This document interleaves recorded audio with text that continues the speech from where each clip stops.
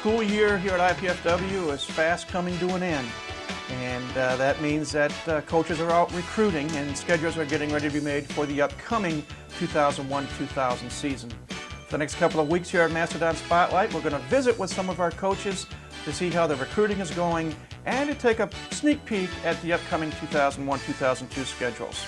This week, it's Kelly Hartley and Terry Stefankowitz. Our show is Mastodon Spotlight, and it's coming up next.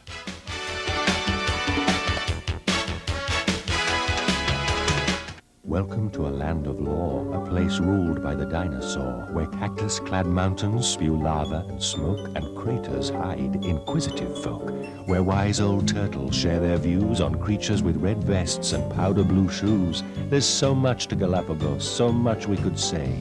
'Twould be most preposterous if it all went away.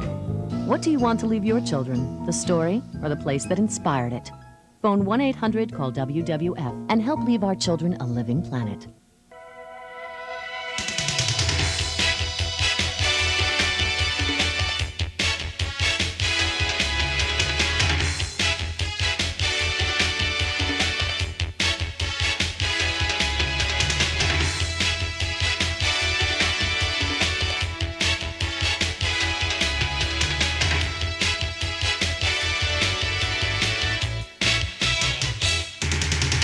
Hi again, everybody. I'm Mike Maas. Welcome to another edition of Mastodon Spotlight.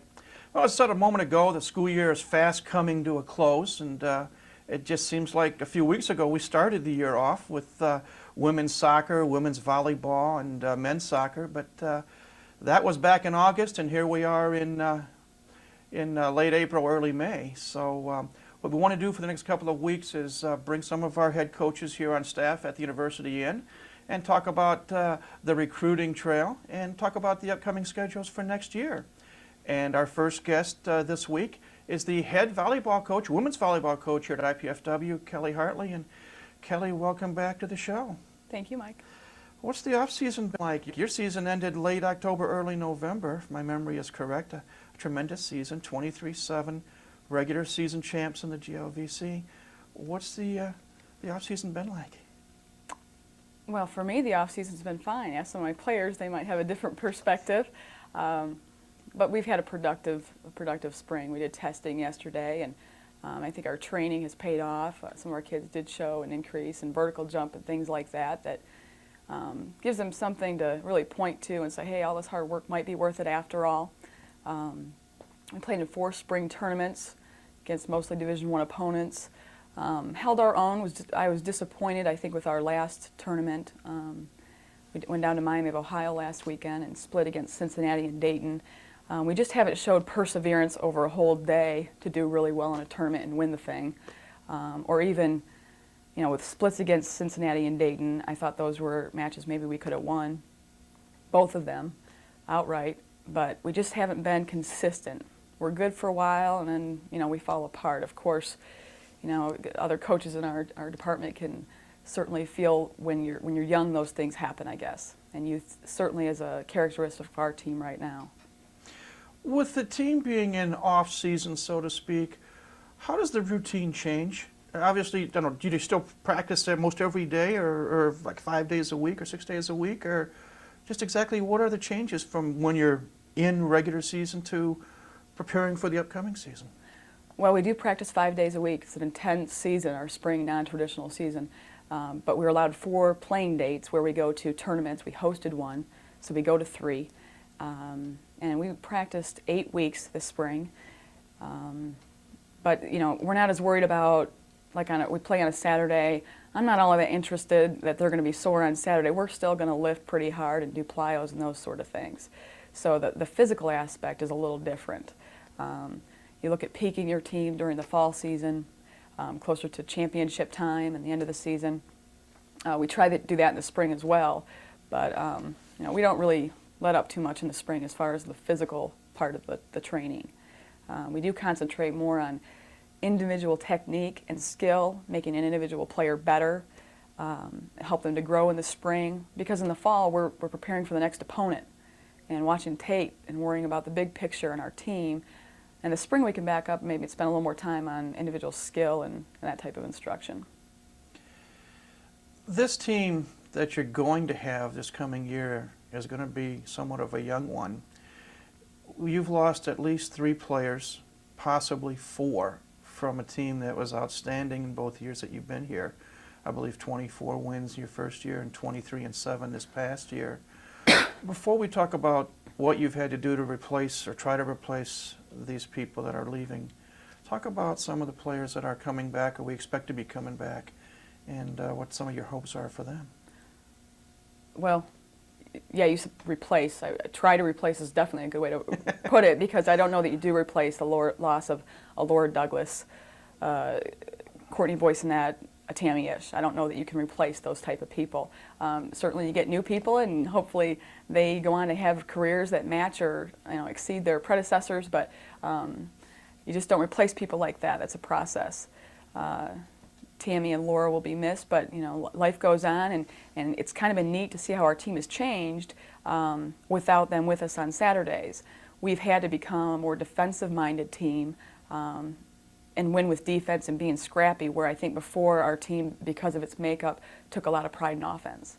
So that's been an interesting thing that's developed, and one I'm happy with, because I've always been a little bit more of a defensive-minded coach, and I think now our team recognizes we have to rely on defense to win points and then games and matches, at least in the spring.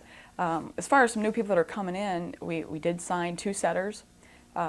With the loss of Zira Mazouk, a freshman we got from the Fort Wayne area last year, not coming back to our team next year, we had to go out and get 2 brand new freshmen to set. So that'll be very interesting. Zira's leaving the team on very good terms, played spring ball with us, went about it in a very mature way, but has decided that academics is, she just needs to spend a little more time on that. And wish Zira well, and we'll miss her. Did you have a question that I didn't ever get to in that whole? Well, I was going to lean towards the recruiting part a little bit later, and I thought I'd talk a little bit about the players that you expect that are coming back that were on this year's team. Oh, okay. Yeah. Well, returning in key roles, Kirsta Solberg, who started last year as a freshman in the middle.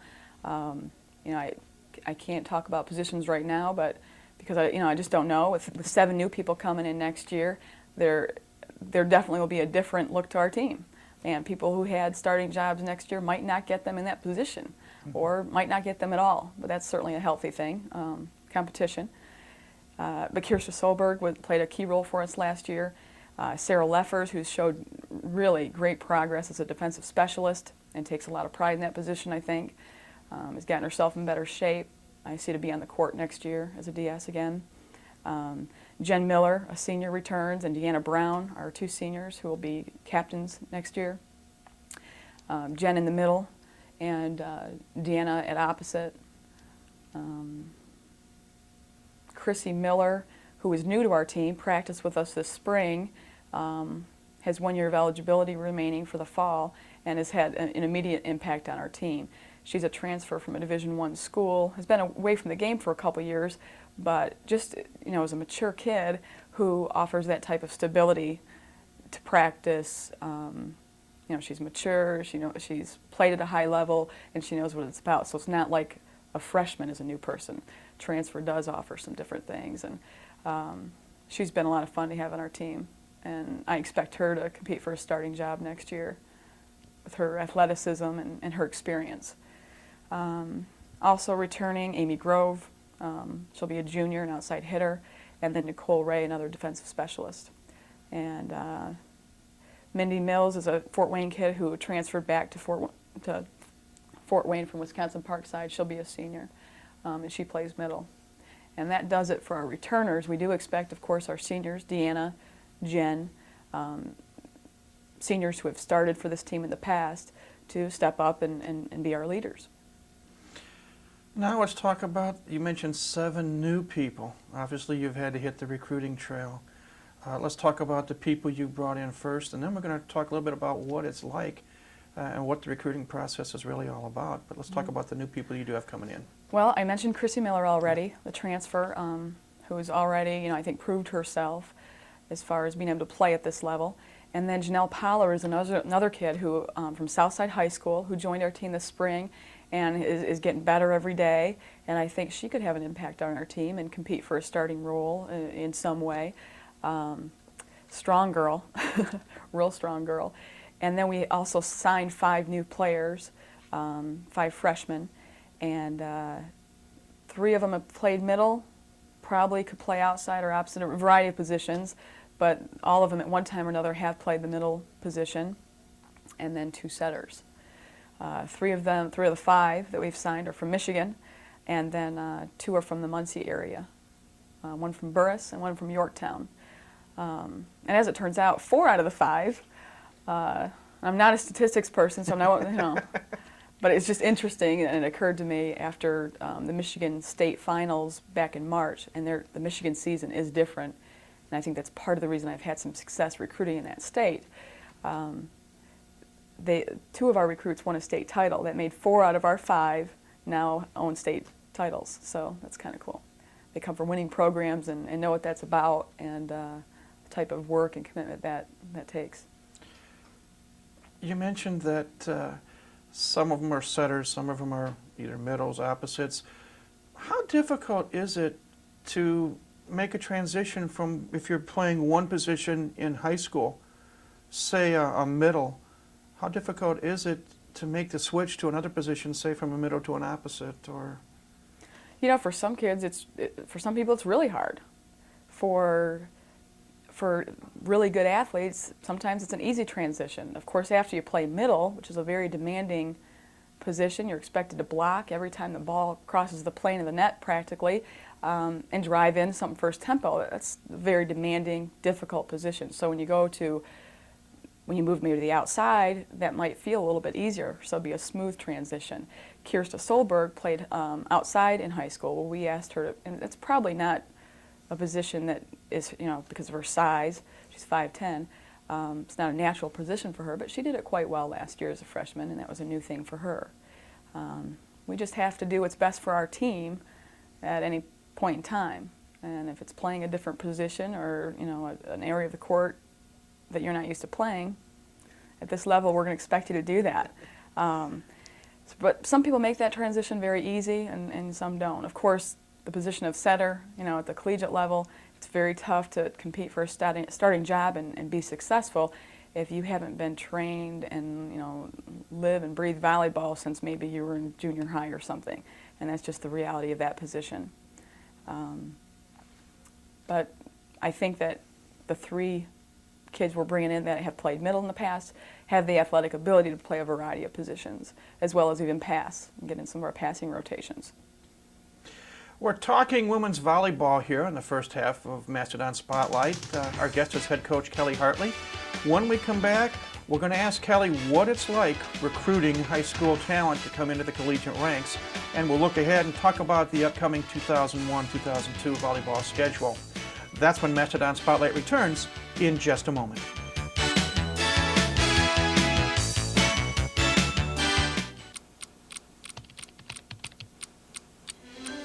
With over 30 years of dedication to his students, Professor of Geosciences Deepak Chowdhury recognizes the IPFW experience. He doesn't spoon feed you all the information that you need. He mostly will give you all of the knowledge that you need in bits and pieces. And it's almost like a puzzle where he gives you all the pieces, and in the end you'll put it together and have the larger picture yourself. I really enjoy it. He's a great professor to work with and for. IPFW is one of only 3 universities in the state to offer students hands-on experience with their own seismograph. This gives Dr. Chowdhury great pride, but it is the interaction with his students that has kept him teaching. When the students understand the concept, what's happening, that glimmer of light in their eyes, that you cannot trade for any money. So that's the most important thing. IPFW, the right school, right here, right now. Today's teenagers, the way people talk, you'd think they can't do anything right. It's just not so. We get to know over 300,000 kids a year, smart kids, who know what they want. They believe in themselves, and they believe in America. Some go straight to college. Others choose to learn leadership, discipline, courage, and commitment first with us. Today's military, making a stronger America, one good kid at a time.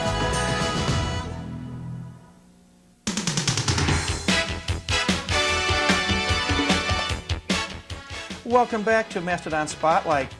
We are visiting this half of the show with head women's volleyball coach Kelly Hartley. And Kelly, we've talked about some of the players coming back and some of the girls that you've got coming in next year. 7 new ones, 5 freshmen at least, and so forth. Let's spend a few moments and talk about something that the public really doesn't know the ins and outs of, and that is recruiting. You've had to go out, and as you say, to replace people like a Laura Douglas, a Tammy Ish, a Courtney Boysonet, and is there I never did pronounce her last name. Mazouk. Mazouk, thank Yeah. you. And obviously this is something that is ongoing because, you know, Yeah. being in college, basically every 4 years, just like being president, you got to be replacing people periodically. Well, and not every 4 years, every But- year. Yeah. Every year, and ongoing is a good way to describe it. It's a process that never ends. Everybody, you know, some folks, my parents, for example, are, so you done recruiting? Well, no, I'm never done recruiting. I'm on 02, 03, and 04 kids, you know, right now. You know, we've signed our kids for next year, 01, but if you wait till the year before, like if I waited till right now to start looking at kids for next year, that's just too late in this business. It's just becoming, probably in every sport, but I know in women's volleyball, harder and more competitive to get good kids. Now, you know, at the Division I level, almost everybody has a full scholarship to offer. So now what else do you have to offer? What else can you bring to the table? You know, kids are very savvy and they ask good questions about your program, technical things about the way you do things, philosophies. So when it comes to them making a decision, they're going to look at the big picture, the coaching staff, do they fit in on your campus, with your team? I think that's really important. What other things does the campus offer? Of course, their academic choice and social life is part of that. So it's just very competitive, and that process starts for all of us coaches, you know, when they're freshmen or sophomores and you're evaluating talent. Without mentioning a particular person, just in basic generalities, how does it start? Obviously, you catch wind. Either do you go out and obviously you do watch high school volleyball. Well, sure. You read papers. You obviously get on the web or whatever. Take it from start to finish theoretically. How Well, you it can go start a about variety of different ways, and all of them you just mentioned. You know, websites are great. You can pull up club rosters and get information and be more. I feel more prepared now when I go on the road because I have rosters in front of me and I know who I'm looking at. But when I go on the road, that's, for example, a club tournament. You'll spend from 9 a.m. till 10 p.m. sometimes in a gym evaluating talent. You are allowed to talk to coaches, but not the kids, and get information like, you know, what they're interested in academically. Are they good students? Are they good workers? And all those sort of things. So, you know, that's a full day and sometimes a weekend. And of course, the travel time. And but that's just a huge part of the job. And I think probably the part of the job that might be turning a lot of young coaches off, and you know, you just get burnt when you hear that word burnt. That might be the part that does it, not the interaction with the young people every day and the teaching part, but the being on the road and away from your loved ones and all that can be, you know, demanding. And then so you evaluate the talent. That could start with a tape. That could start with a phone call, a letter. I like to start the process at least with a tape. If I'm going to specifically go out and see a person play, I'd like to have tape first before I make that trip. But then there are times I walk into a club tournament where I just know a lot of good talent's going to be there, and I have a list of players I need to see before I leave that day. But then all of a sudden, you know, that opens the door to a lot of other players, whether they're juniors, seniors, or what position. Then it's a matter of organizing all that information. I'm improving, but that's something I can get better at. We've heard it a lot, especially in professional sports, where you have the drafts. Like the NFL draft was just this past weekend, and the baseball draft comes up later in the summer, and so forth. And you hear a lot of coaches and general managers say, we're looking for the best available person when you get a chance to draft. In the recruiting process, when you go, say, to a club tournament, do you pretty much hopefully have what we call an open mind, whether you're looking for you know, someone that catches your eye regardless of position, or do you go in there looking, like you say, you had to recruit a couple of setters, or you're looking for a middle or an opposite? as a general rule, what do you go after? What do you think about before you go to that tournament? Well, you have to keep, I think, positions in mind and what the specific needs of your team are at that point in time. You know, we lost Tammy-ish. We had to get, and Zira, two great setters. We had to get setters and good ones that could play right away, not after a couple of years of learning our system and all that. We don't have that type of time. So you keep things like that in mind. But I think the other part is pretty general. Okay, are they athletic? Do they have the type of athleticism that they're going to get better and they can play at our level? One of the things that most college coaches ask a high school, what does she touch? What that means is when she stands and jumps or gets an approach and jumps, how high is she touching? Everybody's interested in that. So that type of thing, you look at athleticism and things you can't change about the person. I don't know that you can make someone a good athlete. You can make them a better volleyball player, but if you can get a good athlete and maybe train that once you get on campus, the volleyball part, that would be more beneficial. And a good person, a good fit for your program. I like our team we have right now. I think they're nice people. I think they're fun. And I think all those things are important. If we get someone who doesn't like the players we have now or see themselves hanging out with those people on a daily basis, even though they're a great athlete, that might not be a good fit for them and us. So it's a very hard process to describe in a nutshell. From a coach's standpoint, and to a degree, in your case, a personal standpoint, how frustrating is it to go through this process and think you've got someone coming in only to find out at the last moment they've changed their mind? Well, and that happens. It's hard not to take it personal, and at least I do sometimes. Oh, man, it's just, you put a lot of time and effort into people, you get to know somebody, you think you have a rapport with them, but, it could be something way outside your control, something, proximity. We're too close to where they live and they want to get further away. But you deal with that daily, and that's just part of it. Let's go away from recruiting now. Okay, And we've go Ellie. But I think it's interesting because the public doesn't know. They see the coach on the sidelines during the match, but they don't know what it takes to get that team in there in the first place. Mm-hmm. So I appreciate you. Well, and it is an interesting process of doing in-home visits and getting to know families. It's not as simple as, wow, this girl's really athletic and she can play for us. You have to develop a personal relationship and find out if, in all areas, that's a fit for your program and your institution. And it takes a lot of time and effort.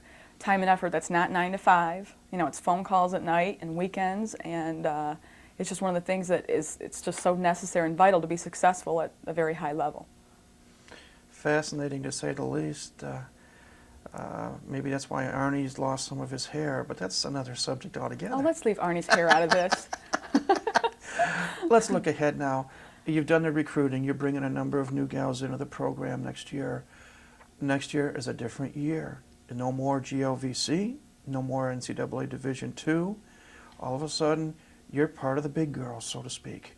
Let's talk about the schedule, the tentative schedule that you've got lined up.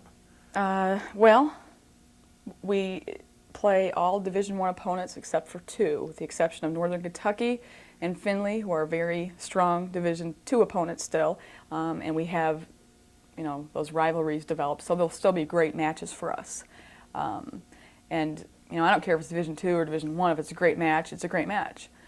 I think we're fortunate in that some of our players on our roster now have been a part of winning and that feeling and tradition. Having said that, we'll be young next year, and it'll be challenging. But we might be better suited than some of our teams here that, haven't experienced that recently, and now we're going to be playing maybe a tougher opponent. So, I feel fortunate that I inherited a group that, was seasoned and experienced and used to winning, and, maybe we're better suited or at least better equipped now to take that to Division I opponents. But it doesn't change the fact that freshmen are freshmen and we're still going to be young. I'm just happy that we have some people on our roster that have either played Division I volleyball already as a transfer student or have played Division II volleyball at a high level.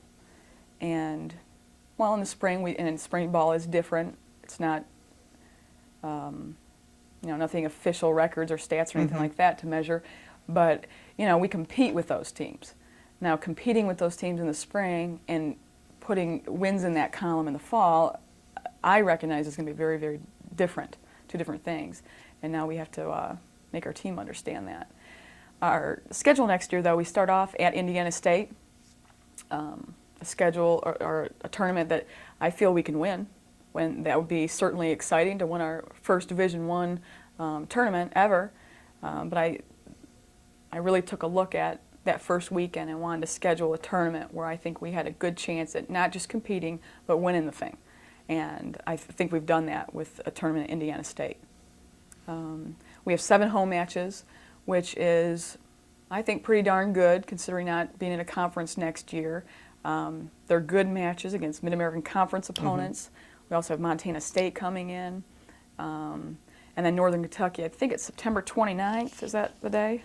Yeah, Yes. Northern Kentucky comes back. Yeah, so the existing rivalry there, that's a fun one, and that'll be a good match. So I'm happy with our home schedule. We're almost out of time, but we'll ask you a final question to put the crystal ball on. What are your realistic hopes and expectations for this coming season? My expectations? I would need a crystal ball for that, and I don't have one right now. I expect us to compete at this level. Will I be satisfied with that? No, just competing. Do I want to win a lot of matches? Yeah. We've won a couple of, we've had a couple of years of 20-plus wins in a row, and Coach Heffron had that type of success also. So if that doesn't occur, we're going to be disappointed. And I don't care if it's Division I, and I don't care if it's Division II. You just want to win as many matches as you can. And I think realistically, we can do that. 20 wins, maybe not. Close to it, I think, is really possible. It's going to depend on our new players coming in, and no excuses, no we're freshmen or any of that. No, we lost Tammy Ish, and where's Lord Douglas and Courtney and all of that. We can't make excuses, but be, the best team we can be, next fall. I think realistically, 15 to 20 wins, and some might call me crazy, but that won't be the first time either. And I would be disappointed with anything less. I know it's an aggressive schedule, but we have a talented team, and we were a successful Division II program, like I mentioned, which I think lends itself to competing with some of the mid to lower Division Is that we have on our schedule. We wish you well. It's going to Thank be you. an interesting endeavor, but thanks for coming on. Thanks. We wish you well. Have a good summer, and we will see you in the fall. Thanks, Mike. Kelly Hartley has been our first guest, head women's volleyball coach here at IPFW. We will take a break, and when we come back, we shift gears from the volleyball court to the soccer field. Terry Stefankowitz and possibly Mike Harper is assistant as well. That's when Mastodon Spotlight returns in just a moment.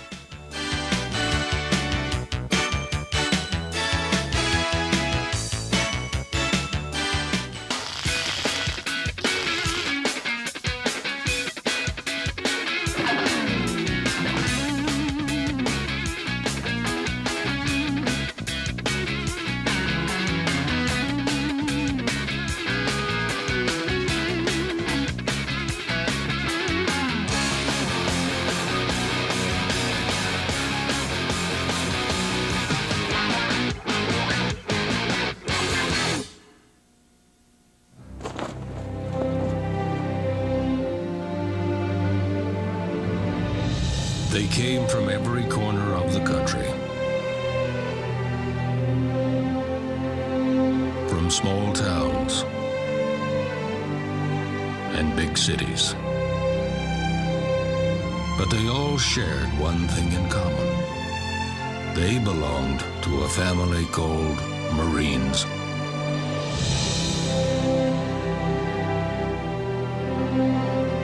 A tough and determined few, dedicated to protecting everything we hold sacred.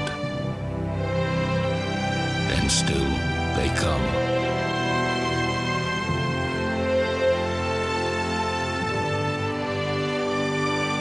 Celebrate the 225-year history of those proud few who have earned the title Marine.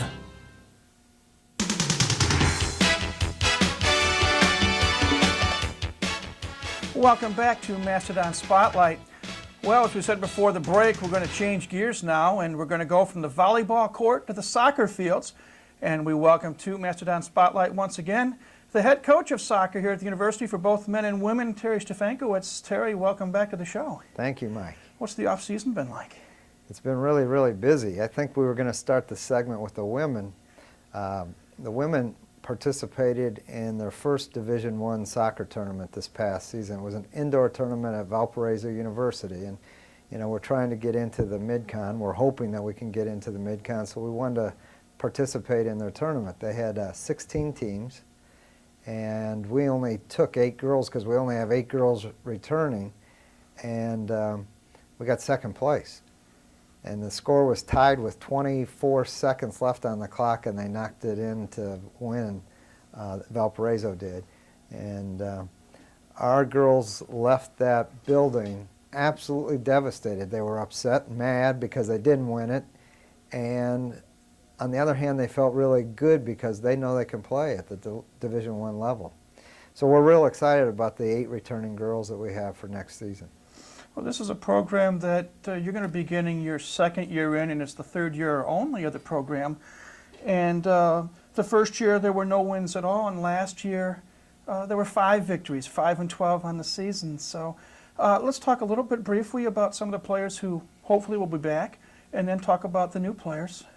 Well, scoring-wise, we have Kristen McDonald, who in this last indoor tournament was the leading scorer in the entire tournament. She has developed into a premier Division I player. She's not only strong and fast, but she can turn on a dime, and she can finish both right-footed and left-footed. So we're really excited about her. We got her from Beverly High School in Massachusetts. We have a pipeline from Massachusetts, both the men and the women. And another Massachusetts girl, Shasina Hersey, she complimented Kristen up front. And we found that Shasina is an excellent defender, and she was probably the premier defender in that indoor tournament, that Division I tournament. So those 2 girls will shore up both the attacking end and the defending end. And we also have our sweeper back, Molly McHenry, who, by the way, is getting married on June 2nd. We're excited about that. Molly will be a junior, and she's the captain, and she was our sweeper. And Andrea Capelli was an outside player. We look for her to play in the middle of the field on the outside. She's primarily a left-footed player. She's from Snyder High School, and she's one of the fastest girls on the team. Not a surprise, but a maturity level that we've seen from, we're talking about an incoming freshman, not an incoming, but an existing freshman, and that's Jenna Kelly from Michigan. She was a good player, but not a real mature player. Now her distribution is very, very good. She's one of the team leaders. She's very aggressive. She was one of the most aggressive girls we had. And we've moved her into the center part of the field, and she kind of runs the offense and defense. She's an extremely athletic girl. I'm really excited about the progress I've seen from her. And I'm sure I'm leaving some out, but those are the ones that come to mind. We're really, really excited about the girls that are returning. They've really come together. They've worked hard. They've done some weight training, some plyometrics, and quite a bit of small-sided games, obviously, because it's 3 against 3 outside. But just because of that, they've increased their sensitivity in terms of touch.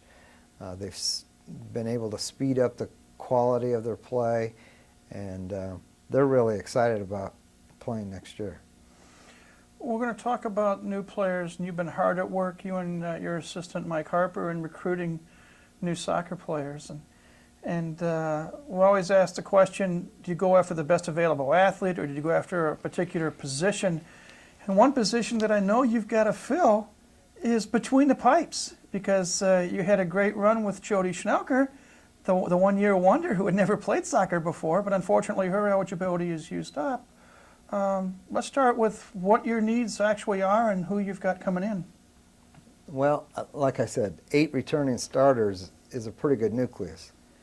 We wanted to complement Kristen McDonald up top, and I think we've done that with a girl named Megan Grzinski. She's from Northwest Indiana. Big, strong girl, very, very good with her touch, sees the field real well. We've seen her play, and she needs to step up and play a little quicker, but as our girls that have seen her play said, we'll take care of that when she comes. So we're excited about her. We've recruited 2 goalkeepers and signed 2 goalkeepers. One is Sarah Labe from Andrean High School, and the other one is Lindsay Moskwinsky. She's from South Bend, St. Joe, and they're 2 completely different players. Lindsay's a real aggressive, tall, thin girl. Sarah is a very technical player, not quite as big, reads the game real well, and communication-wise, she's a very, very good communicator. So having freshmen back there will be interesting, yet I think we're much better in the sense that we have a backup this year, so that's a great thing. Any other new players? Yeah, I may have to look off my chart That's here fine. because they are new players. Jacqueline Pantello is from Northwest Indiana. She's a marking back,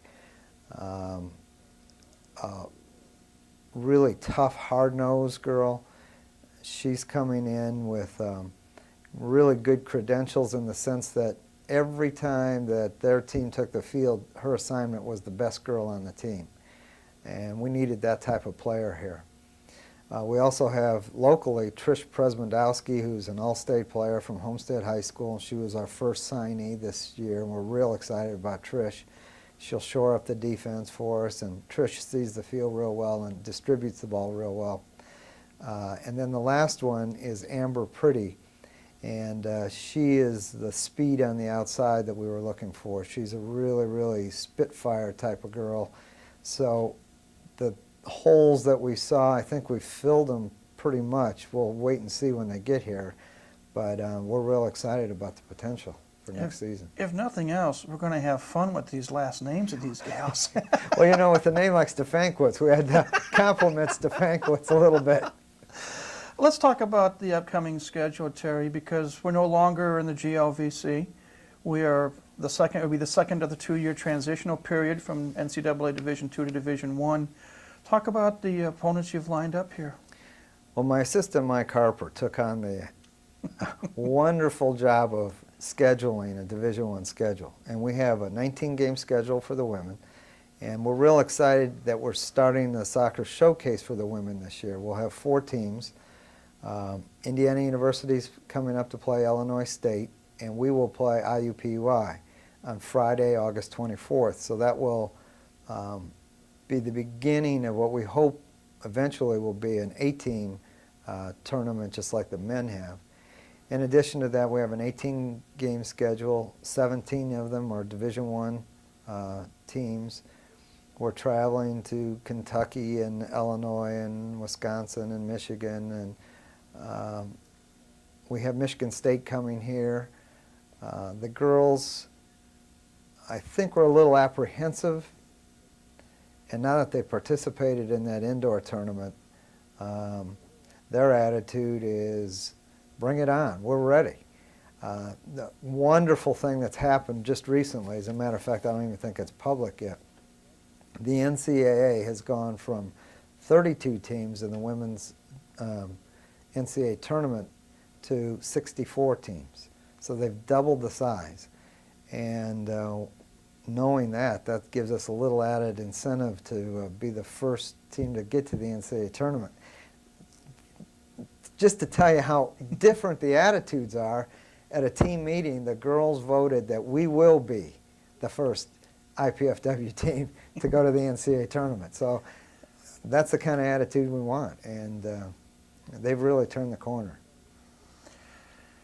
We're almost out of time in this segment, but talk about the growth that you've seen in just a little over a year that you've had the program. Obviously, you took it basically almost from the infant beginnings. You had to field almost an entire new team last year. Though you do have 8 girls coming back and you've got some good recruits coming in. You talk about the attitude. What other changes have you seen in the gals as they make this transition period? Well, the women, first of all, are different in the sense that our GPA on the women's side is much higher than the men's. We have excellent student athletes on the women's side. There's not one of them that I worry about academically. They are more organized, they are dedicated, they're tired of losing. They feel, especially, I've mentioned this 3 times in the show already, but that was the catalyst, that indoor tournament, playing Division I schools and having 16 teams and almost winning the tournament in the first go-around. They came away from that saying, we can do this. And they really believe that they can. They have come to me requesting a program for the summer for their running. They want to be fit when they come. We don't want to spend a lot of time getting fit. They want to be fit when they come. So I just hope now that the women's attitude rubs off on all the men, because they're right where we want them to be. We're talking soccer right now on Mastodon Spotlight. Our guest is the head soccer coach for both men and women, Terry Stefankowitz. And while we've been talking women's soccer, when we come back, we'll talk about men's soccer. So please stay with us. We'll be back in just a minute.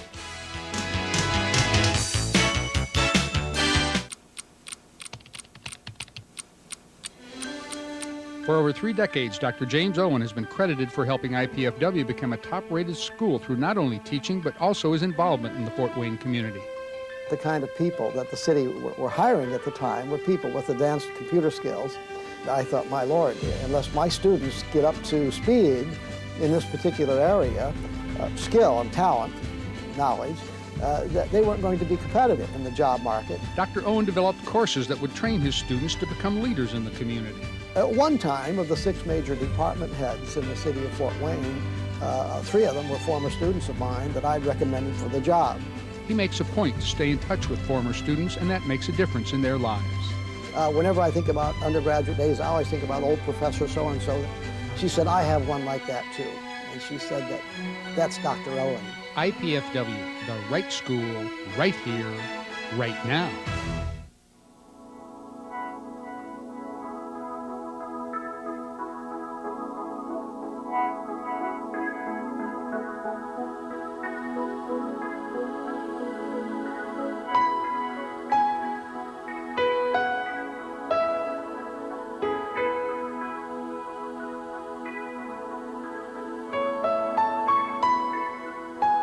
While progress should never come to a halt, there are many places it should never come to at all.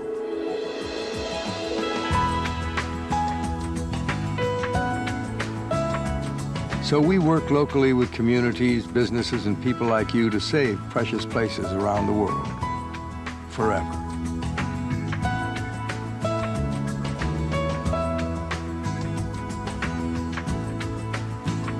I'm Paul Newman. Help the Nature Conservancy save the last great places.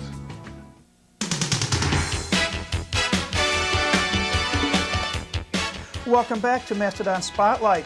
Our emphasis right now is on soccer. Our guest is the head coach here at IPFW for both men's and women's soccer, Terry Stefankowitz. And Terry, it sounds like the future is bright for the women. Now let's shift genders and talk about the men's program. And when you were on back in the fall when the season ended, I know it was a very frustrating and trying season, going from a team that had made it to the Elite 8 in Division II the previous year, running into snafus, all kinds of snafus. We don't need to go into it, but making the switch from D2 to D1, lost some players and so forth. Still a winning season with the men, so it's a tribute to you and Mike. But now let's talk about the men's program to get it back on the rise to where it was. And first and foremost, let's talk about the personnel. Who's coming, who's going? Well, at one time during the season, during the winter, we had decided we were going to redshirt a number of players. And then we realized, you know, this is our first opportunity in Division I. We had another team meeting, and we said, this is our first opportunity in Division I. You can make history this year. It's the first time we're going to play an all-Division I schedule. You guys, if we really work hard and we put all of our eggs in one basket, we can have a winning season right from the initial year. And 20 years from now, you can tell your kids when IPFW turned Division I was on that team, and we had a winning season. So Now we're not going to redshirt anybody. We're going to have 10 returning players. We lose Jeff Ritchie in goal. We lose Brian Knitter and Clint Canablo and James Ryland. They were the heart and soul of our defense. But we've replaced them with some people. We're going to have a little bit of an international flavor on the team, which we've never had before. We had a walk-on this year. His name's Carl Dorsant from Haiti, and he's a really, really nice player. He calls himself a warrior. He's a big, strong guy, and he is. He's a warrior, and I like that term. I think we're going to try and develop all warriors on our team. We have our leading scorer returning, and Chris Kramer, and I think that with Chris, he gives us that go-to kind of guy up top. He's been our leading scorer for the last 3 seasons, and finishing up his senior year, it should be a good year for him. Braden Butler, who's from Carroll High School, will probably play on the outside. He's been there for 3 years. We have Pete Ivancevic from Illinois, who will be a senior. And I know, again, when I'm on TV, I'm going to leave people out. Garrett Buck, he played the center for us as a freshman. He's from Louisville, Kentucky. And the maturity level has really, really hit him recently. He was a good player, but he was kind of treading water for a while, and now he's taken the leadership role. When we have people on campus, he's the first to greet them. He shows them around campus. He's taken ownership in this team. Ian, who we've talked about for a long time, he's our English player. We don't know where we're going to play him. He's a really good player. He's played on the outside. We'd hate to waste him out there because he can score for us. He wants to kind of play in the midfield, but since we have Garrett, neither one of them are the greatest defenders in the world, so we have to find one defender back there. Nick Pendleton will probably play the defensive midfield role, and he's a captain. He's a senior from Cincinnati. So we have good leadership finally, and a lot of returning veterans that have got a lot of good play under their belt. Most of them were on the team when we went to the Elite Eight. So the attitude has changed in the sense of, let's redshirt and wait till we're eligible for the NCAA tournament. Now they're saying, let's do it now. So that's a great thing. How do you replace a Jeff Ritchie? I don't know that you replace a Jeff Ritchie. We've got a redshirt. Eric Wiggin is the only returning goalie that we have. And I tell Eric, you're not a Jeff Ritchie. You're Eric Wiggin, and you've got to develop your own style. What we want from Eric is to make sure he does the simple things right and let him, he's only going to be a freshman, a first-year player. Let him build into maybe the kind of player that Jeff was, because when Jeff was a freshman, he had a lot of growing up to do, and he blossomed into probably the best goalkeeper we've ever had and maybe we'll ever have. By the way, Jeff has signed a contract. He is playing in the PDL. It's a minor league team in South Dakota. So he'll be leaving next week to play, and hopefully one of the big MLS teams will spot him and pick him up. And we're real excited, and he's really excited about it. So the future looks good, both on the men's side and the women's side. Well, let's talk about the schedule, and let's get the good stuff, real good stuff, right off the bat, and that's Soccer Showcase 2. Well, let's talk about the convention. I went to the national convention, and it's the first time I had to attend the Division I meetings instead of the Division II meetings, and I kind of took a seat to the side, and it made me feel really, really good at all these Division I coaches that came up and introduced themselves to me. And it's basically because of the Soccer Showcase. We've put our name out there on the map. We had already had the schedule set. We had all 7 teams lined up before the convention. And I had to turn down the national champion, Connecticut, and the runners-up, Southern Methodist. That's how prominent this tournament has become, and they're promised to come the following year. We have 2 brackets again, and in bracket 1, we have 4 of the top 16 teams in the country. Indiana University is returning, South Carolina, Kentucky, and the University of Alabama, Birmingham. again, all 4 were in the final 16 of the NCAA tournament. So that's a tremendous bracket, and those teams are really excited about playing each other.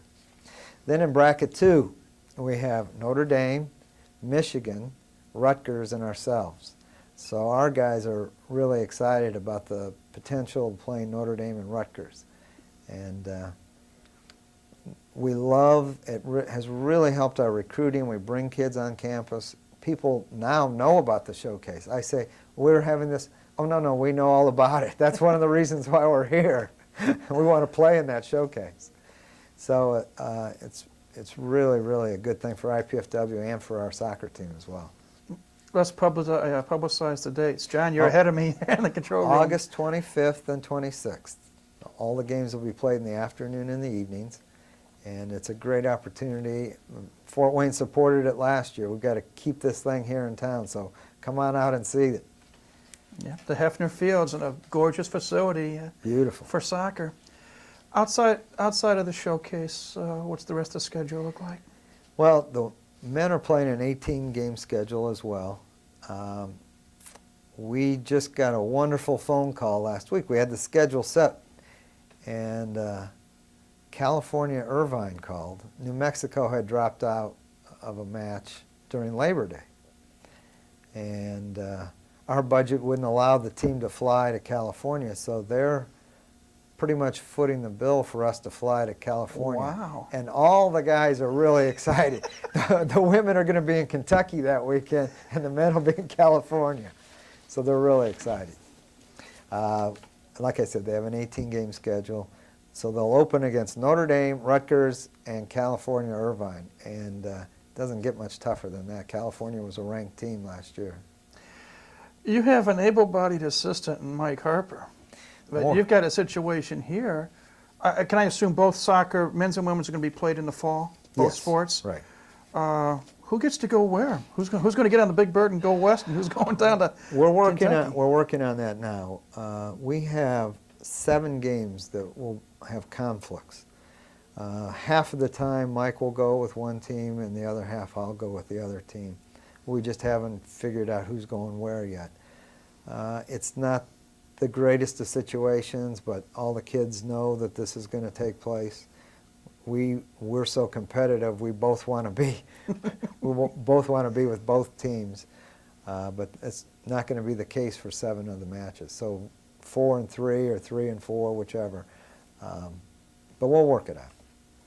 Any hopes of getting maybe a graduate assistant or something to help out? I don't see it this coming year, but there's talk of another assistant the following year. So that would be a really good thing. I'm told we've only got a couple of minutes left. We've talked a little bit about the schedule, talked about some of the incoming kids, outgoing kids. We didn't talk about the incoming. That's right. In 90 seconds, Coach, tell us about some of the new kids coming in for the men. We have signed now 4 kids. Jared Cartmill, Thomas Goins, a local kid from Concordia, Lauren Stumpner, Seth Fischelson, and soon we will sign another local player. I can't, NCAA rules won't allow us to tell that. But we're talking to 2 more forwards and a goalkeeper, which will have international flavor, a name similar to Stefankowitz. That's about all I can say. So we're looking forward to a tremendous recruiting year. If we sign those 3 additional kids, we'll have a great recruiting year.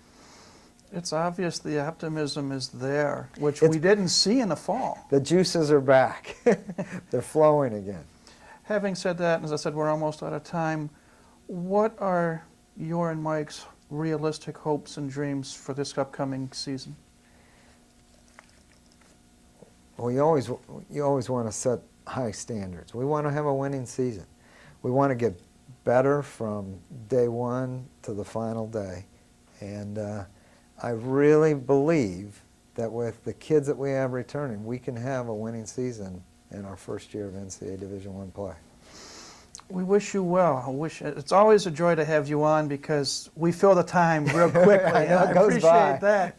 But congratulations on getting these men and women to come in here, these student athletes to come to the university, and we look forward to a successful season, a successful showcase too, and we'll talk more about that when we come back in the fall. But again, congratulations and have a good summer. Thank you. It's a pleasure being on the show. Terry Stefankowitz has been our guest here in the second half of the program this week. Terry is the head soccer coach for both men and women here at IPFW. We also want to thank Kelly Hartley for coming on earlier, the head women's volleyball coach. And as always, we thank you, the viewer, for tuning in to see what's going on with IPFW athletics. We invite you to come back next week. We hope to have the head men's basketball coach, Doug Knoll, and athletic director, Dr. Walter Bowman, as our guests on that show. So please tune in for that. But until that time, this is Mike Maas saying, have a great week and go Dons.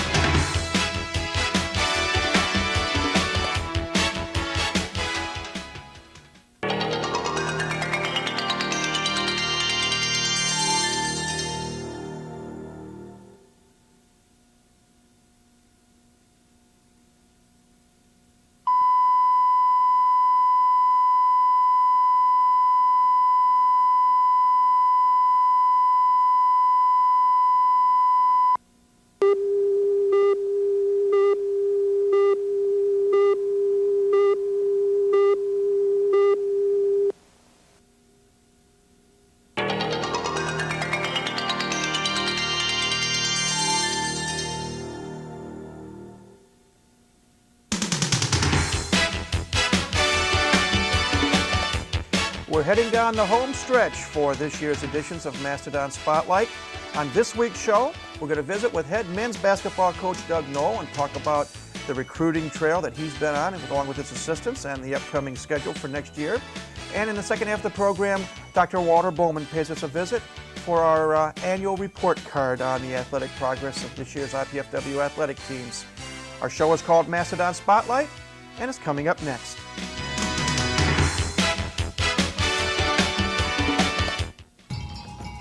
Today's teenagers, the way people talk, you'd think they can't do anything right. It's just not so. We get to know over 300,000 kids a year, smart kids who know what they want. They believe in themselves, and they believe in America. Some go straight to college. Others choose to learn leadership, discipline, courage, and commitment first with us. Today's military, making a stronger America, one good kid at a time.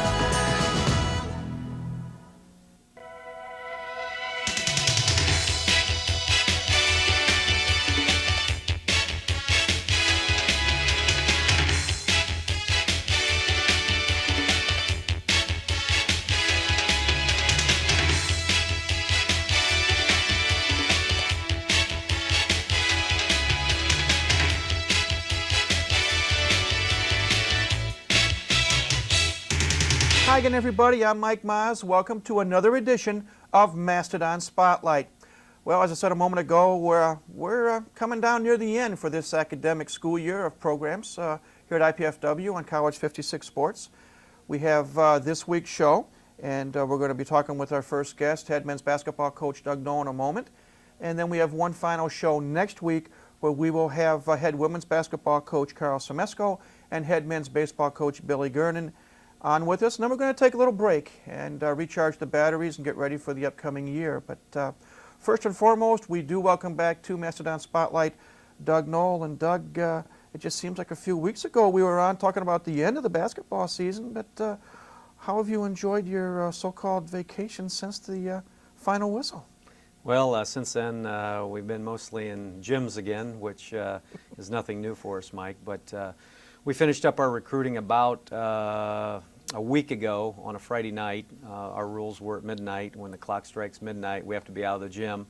And it was we were in Louisville, Kentucky, and it was kind of funny to see all the Division I coaches head out before midnight. And actually, there was a game still going on with some local Indiana kids that we were there to watch. Until July 8th, we can't go out again and in July we have 14 days where we can be out all over the country or wherever we need to be, which will be Indianapolis, Kentucky, Chicago, Orlando, Las Vegas, Tulsa, those types of things. However, this coming weekend, we do have, Spiece does have a big tournament here in Fort Wayne, and they will play part of their tournament on campus here at IPFW. Very legal for us to be on campus and watch those kids, which nobody else can. So that's the benefit, and we do have some recruits. So we're going to take advantage of that. However, you know, we can't be out again, so now we're going to be working on camps. In June, redefining some of our things we want to go over for the next season. We are fairly busy, but right now it's coming to a point where we're slowing down a little bit and then gearing back up for the summer recruiting trail. How much more hectic has this year, the actual first year of recruiting Division I players, been than last year when we were still D2? It's not been, I don't think, as hectic. We've got a few more tools to work with. Our scholarships have almost doubled. We've been planning this Division I recruiting season for about a year and a half now, and you know, some of the fruits of our labor have paid off. We signed 2 freshmen in November, which we were on them all last summer, and then finished up with several transfers here in the last month or so.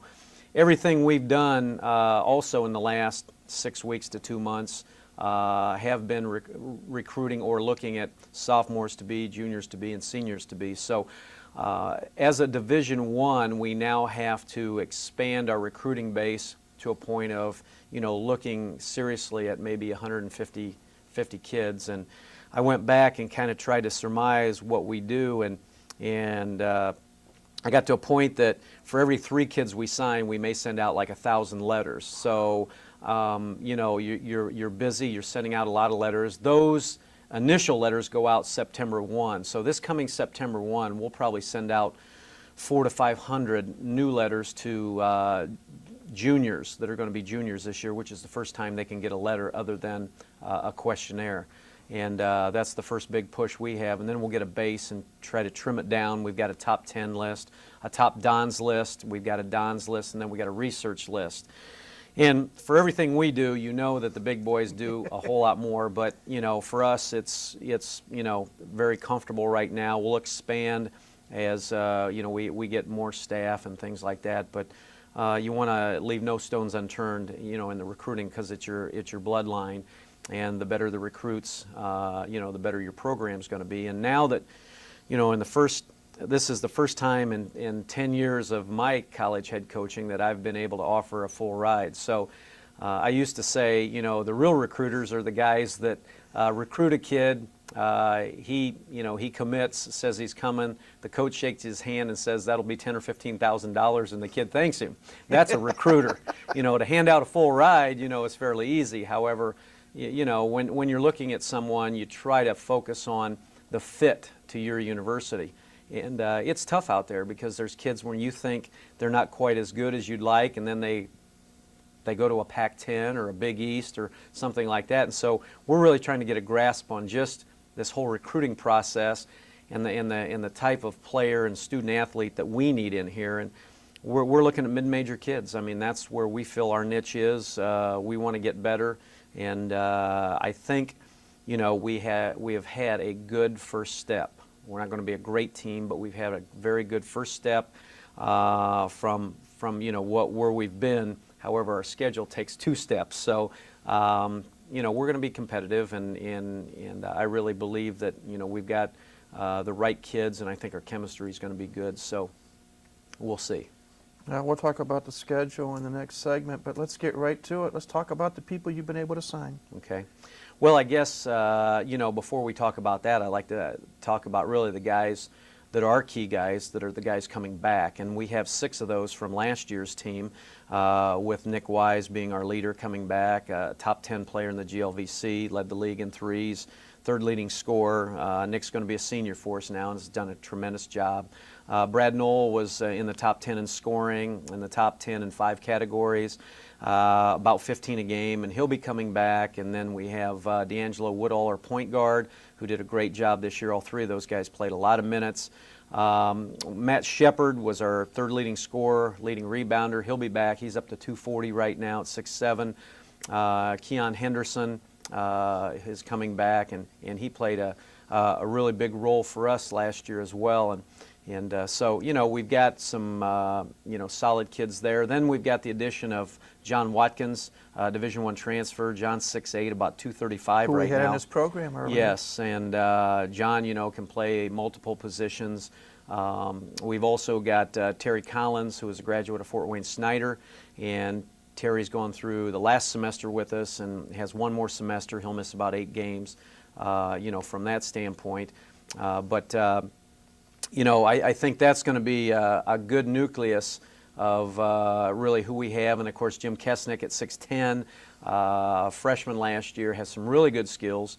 And I think that's really going to be a key. Those are 8 solid kids that we've been working with right now for about a month and a half, 2 months after the season's over in our 4-man workouts, our lifting. They've all put on weight. Jim's up over 220 right now and played at about 205. So we've been able to see some fruits of our labor. That's a solid 8. We've got 5 recruits that we were allowed to sign, and we did. We signed 2 freshmen early. Zach Reuter, 6'8" freshman from Martinsville. Zach had a tough year because he was injured most of the year, but I think he's going to bounce back, very athletic. And then a kid that we're very excited about, 6'7", small forward Rick Wyan from Franklin Central. Rick was selected as an Indiana All-Star. So that's our first one. We hope to get a few more, but we've got a kid that's you know, a player that's a top 12 player in the state of Indiana. We signed him early, and just all kinds of teams said, wow, what a great get for you guys, and we're really pleased with him. I think he's got great skills at 6'7". He can shoot from out. He can post up. You know, I see him in multiple positions. And we were able to get those 2 kids early, which was great right out of the blocks. Again, we were able to offer some scholarshiping for those 2 kids, and that really helped us. And then we finished up with 3 transfers, the first one being a point guard, Lee Batts, out of Milwaukee, Wisconsin. Lee actually visited a year ago, didn't have any money for him, went to a junior college, but he played at Air Force Academy Prep School for a year, was a qualifier out of high school, academically very sound, so he didn't have to go 2 years to the junior college. He went 1 year, averaged about 23 points a game as a point guard, and so I think he'll fit very well along with D'Angelo and Terry Collins to give us a real strong trio at the point, one being a freshman, Terry, one being a sophomore, Lee, and one being a junior, D. And so, you know, it's kind of a 3-headed monster there, and hopefully all of them will pay off. And then we signed a Division I transfer that went to a junior college for his last year, and that's Jeremy King, very good athlete out of Toledo. He went to Bowling Green State for 2 years, played 1, and then went to Owens Community College this past season. That's why he doesn't have to sit out. Averaged about 15, 16 a game, about 7 rebounds. We'll play him primarily at the 3, a slasher, very athletic. We'll probably guard the opponent's best wing, just give us a lot of versatility. And then a 6'10" player we signed, Boubacar Jai from Cincinnati State. Boubacar's from Gambia, Africa, and he's 6'10", big body. Skill-wise, needs some work yet offensively, but defensively does a nice job, and we're counting on him a lot too. So there's 13 solid kids right there, and I think that's going to be a great nucleus for us as we look to you know, start our first year really of Division I basketball. If you can, before we take a break, I told you I was going off air. I was going to do this. Talk about getting Boubacar. Boubacar, yeah, that's going to be fun this year. Pronouncing it, getting Boubacar in here from Cincinnati for his visit. Well, as you know, Cincinnati as a city had some problems about 3-4 weeks ago, and it was really some turmoil. And we had set up a visit for him, and he was going to take a bus over, not quite far enough to fly him in, but that was an option after everything happened. And we tried several times to get him over, and it just didn't seem to work out, but we hung with it. He couldn't get the bus station was closed down because of the turmoil, and we ended up finally went over to get him, and that was a situation where we were glad to get him on campus, and he really blended with the guys well. He's in mechanical engineering, and he looked at some Division I schools, and they would tell him, well, don't worry about it, we have something that's close. And he said he didn't want anything that was close, he wanted mechanical engineering. And so, one of the things that I think is such a great tool for us is that we not only are a Big Ten university, but we're 2 Big Ten universities under our umbrella. And so, when a player comes in, and Jim Kesnick is the same way, he's in mechanical engineering. I don't know what's with 2 6'10" guys that are both in mechanical engineering, but it's a situation that we're excited about. D'Angelo Woodall's in electrical engineering, so in the technologies, the engineering, we've got Purdue University that we can sell, and then the education, business, or a lot of other degrees. We can bring a student athlete in under the Indiana University degree program. So, with almost 175 degree programs, it really helps us as coaches, and that's the first thing we really sell, and we sell it hard. BB, as they call him, which is a little easier than Boubacar, he specifically wanted mechanical engineering. He's going to be able to get that. We've got a national schedule. We've got a ground level program now, which he can help build a foundation to, and we can go with. So we're excited about that. We're excited about all our recruits and the kids, but I'm very excited about the kids coming back. The one very tough thing, Mike, was the fact that we had to release a few kids from last year's team. You're stealing my thunder. I was going to lead off the next segment with that. And well, we can do that as well, and because I know you've got to go to break, but that was difficult for us, and one of the hard things that a coach has to do, because we had a great group of kids. We may not have been the best team, and we played a ton of close games, but the kids went to class. We had a B- average for our academics, and I was really pleased with that. So but all in all, I think everything looks positive, and the big picture is exciting for us. Well, let's take that break now, and we'll go back to this little point briefly, and then we're going to talk about the upcoming schedule. And to say it's Major League might be an understatement, but we'll do that and more when Mastodon Spotlight returns in just a moment.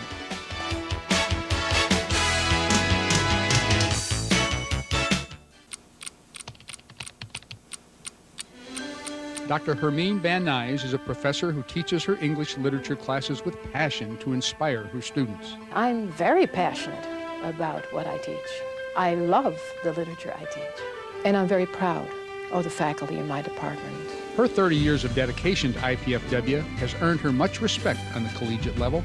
We offer really a wonderful English major, I think, with a number of opportunities. There really is much more, I think, probably a personal relationship established in our classes because they tend to be smaller. Because of her experience, Dr. Van Nuys recognizes IPFW's advantages over other universities. Students here can come to our offices. They will be seen by us. We speak to them, which is the ideal way, I think, to teach. IPFW, the right school, right here, right now.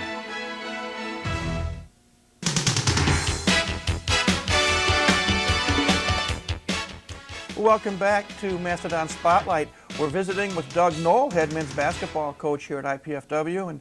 And Doug, I want to go back right before we did the outtake for the break. You were reading my mind, so to speak, because I did want to ask you, obviously there were some players on this year's team that will not be on next year's team. And obviously, maybe like putting a knife in a back. I don't know if that's the right allegory, but how difficult was it for you and Joe and Fred to have to talk to these particular individuals and tell them that, I'm sorry, but we appreciate your efforts, but next year, root for us? Well, that's, like I said, anytime you're in this business, there's upsides and downsides, and that was definitely a downside for us because we were really pleased with the student athletes that we brought in. And we were really pleased with, having seven of the players with above a 3.0.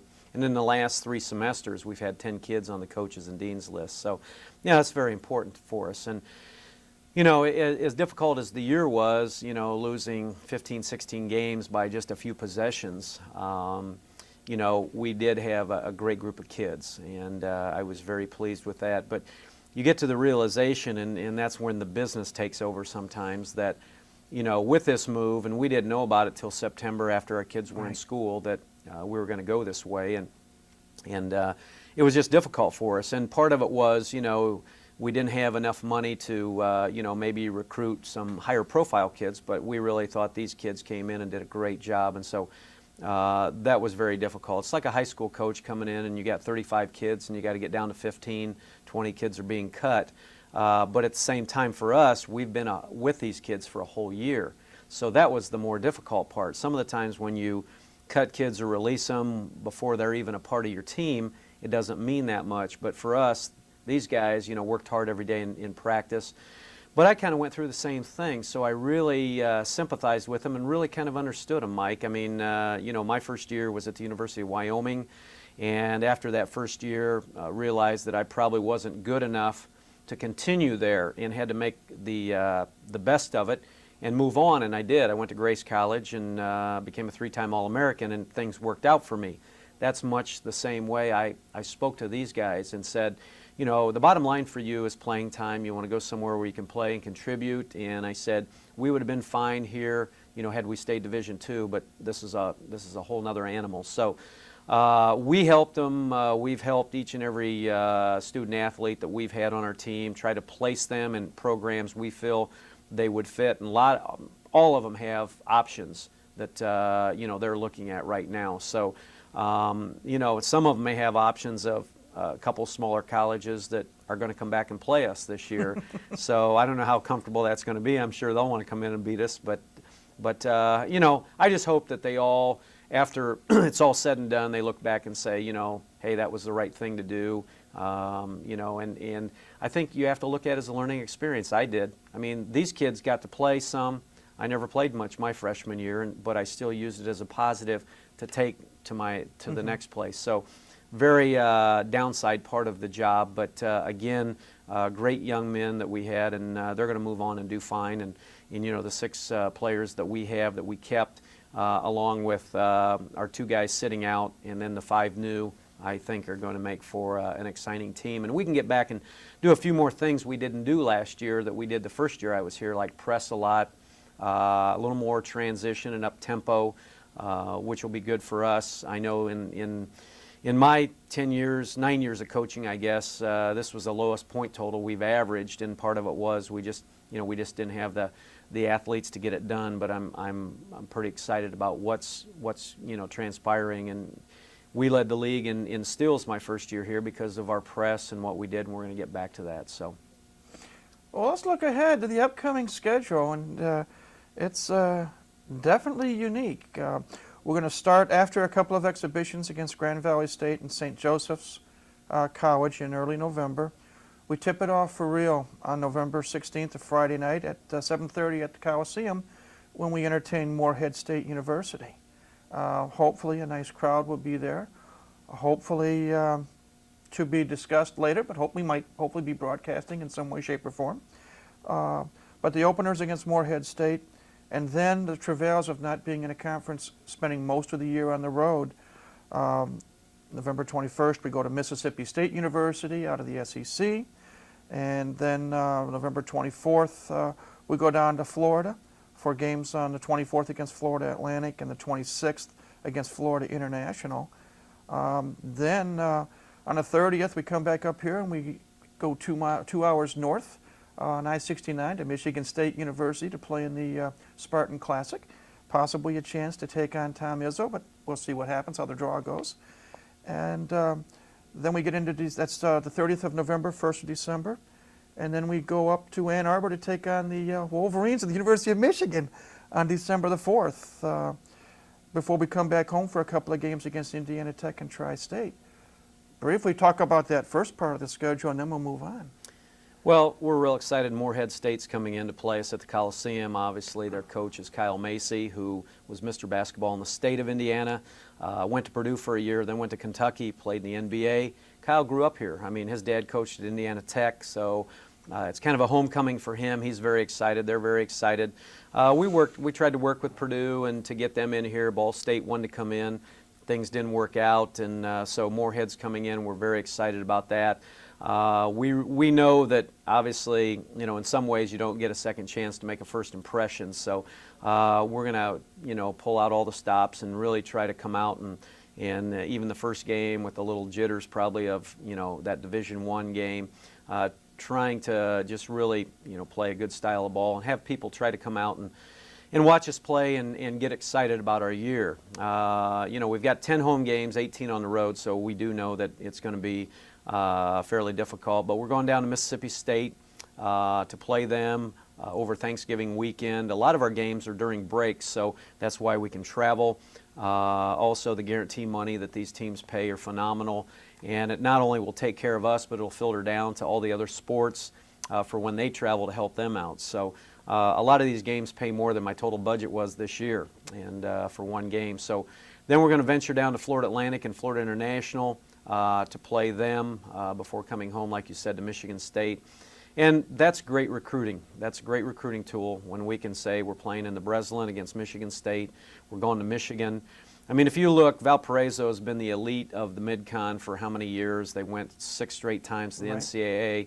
And last year in the tournament a year ago, they lost to Michigan State by 30.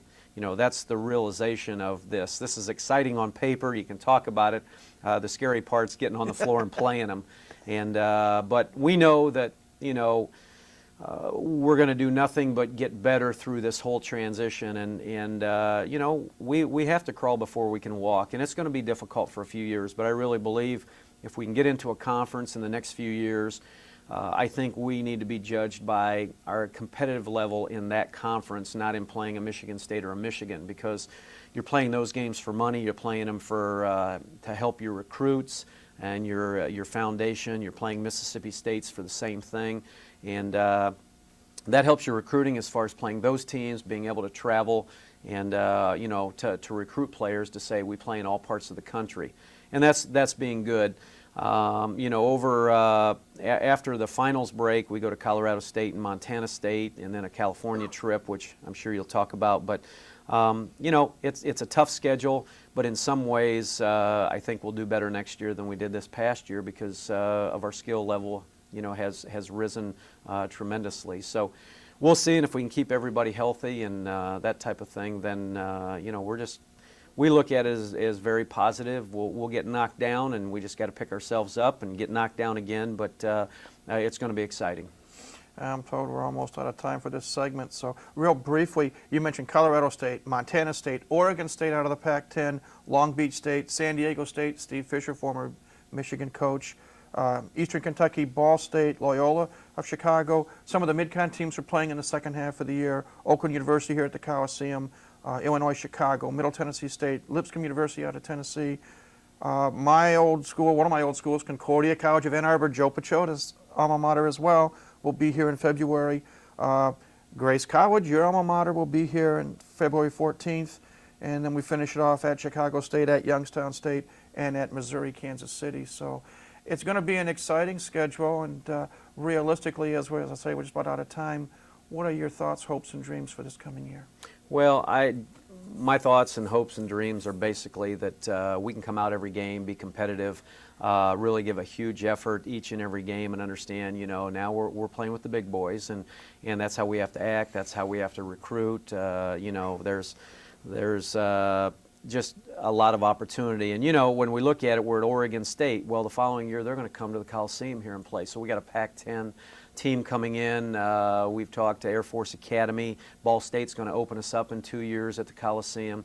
There's a lot of great things going on. And, I look back at it, and, Homer Drew won 35 games in his first 5 years at Valparaiso. So, they were winning 7 games a year, and that was with 13 scholarships. And we'll have that in another couple years. We know it's a 5-year type, 3, 4, 5-year plan, and we have to just take it at that. But we're working very hard. We're out. We're we're rubbing elbows with the big boys. We're recruiting really good kids. We're recruiting kids that right now Michigan State's on, Marquette's on.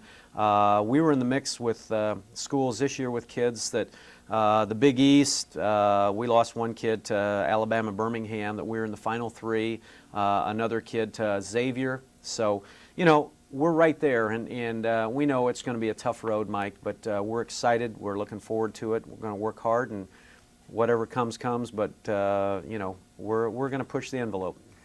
Well, have a good summer. Hit the little white ball well. One of these days. And we look forward to visiting come fall. So thank you. Thanks again for coming on today. Doug Noll has been our guest, head men's basketball coach here at IPFW. Time for a break, and when we come back, it's report card time with Dr. Walter Bowman, Director of Athletics here at the university. It's Mastodon Spotlight, and we'll be right back.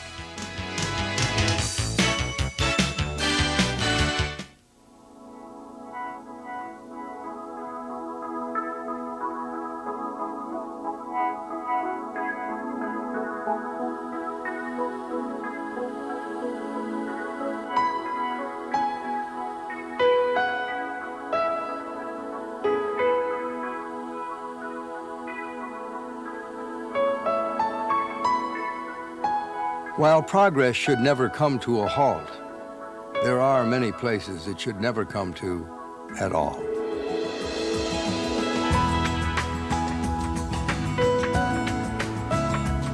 So we work locally with communities, businesses, and people like you to save precious places around the world, forever.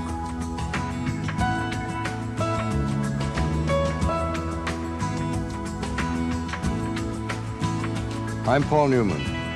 Help the Nature Conservancy save the last great places.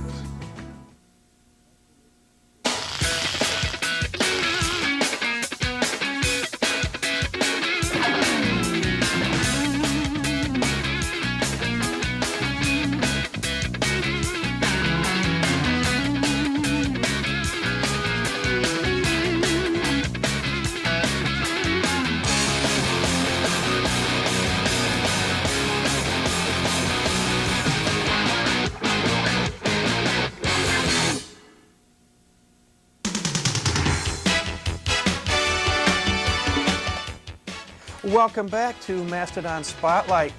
Well, we're one show early in a manner of speaking, but it's time for our annual end of the school year visit from our athletic director here at IPFW, and we welcome back to Mastodon Spotlight Dr. Walter Bowman. And Dr. Bowman, it's been a while since we've had a chance to chat. I know you've been busy. What's been going on? Well, I think everybody understands at this time of the year, of course, we've now through the spring sports, and that's over with, and we've been talking with conferences about what might be happening, and I know we're going to talk about that a little bit later, and we've been worrying with coaches about recruiting and scheduling, so it's been a very busy spring semester, and in a lot of respects, a very good semester. Well, we're going to talk a little bit, as you say, a little bit more in detail about some of the scheduling and the recruiting and so forth in the next segment. But we started a tradition a year ago, and I want to continue that tradition.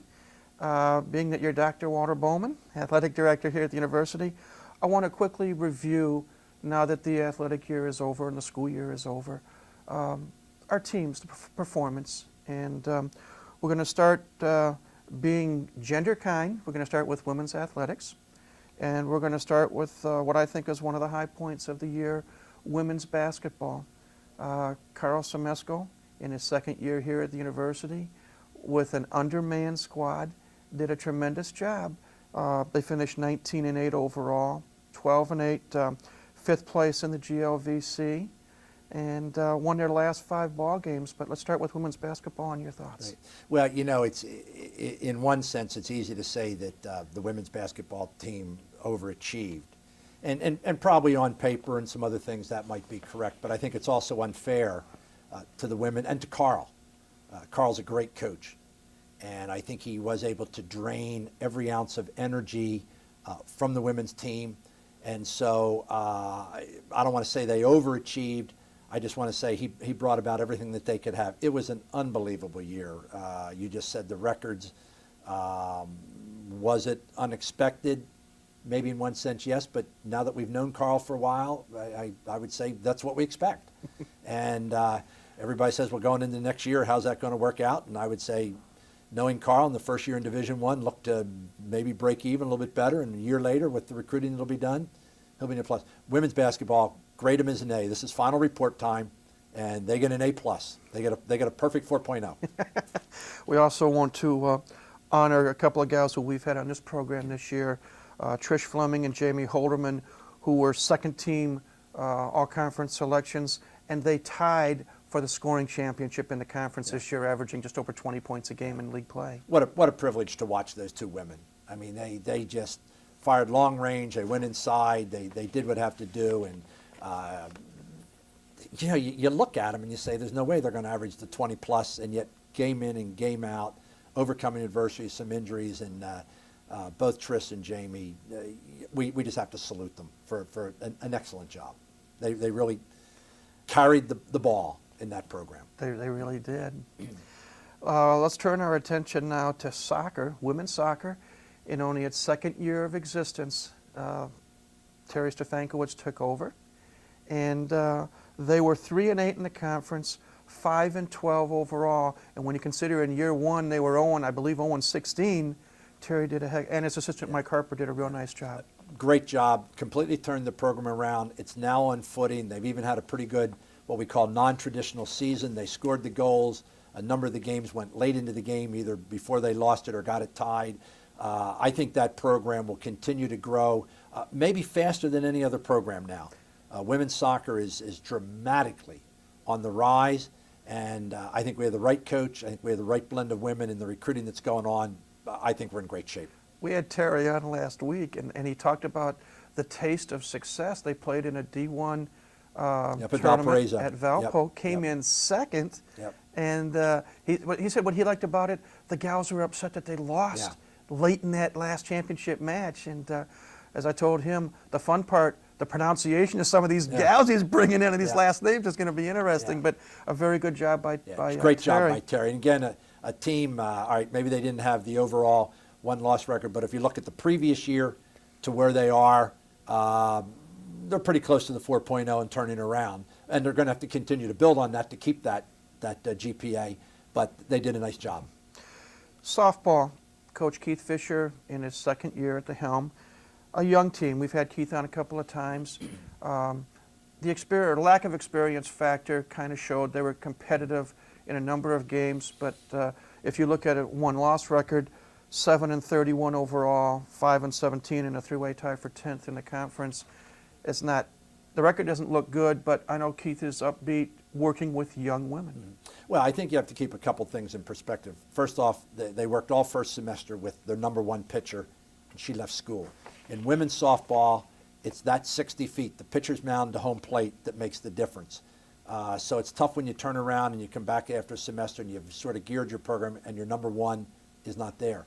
Secondly, though, you have to remember this is the most games we ever won in the GLVC, the highest place finish, and virtually a team with almost no seniors. Done a job. He's already signed 4 players for next year, Division I players, realigned the schedule, and so while maybe in terms of one's losses, it was a little disappointing. Even Sunday, 3-2 and 3-1. We committed. We had every game probably one inning, many cases the first inning, that we just struggled. From then on, it was an even battle. But I think that's what you have when you had some youth. I think it's a team that'll grow. I think it's a team with the new recruits coming in, and certainly with better.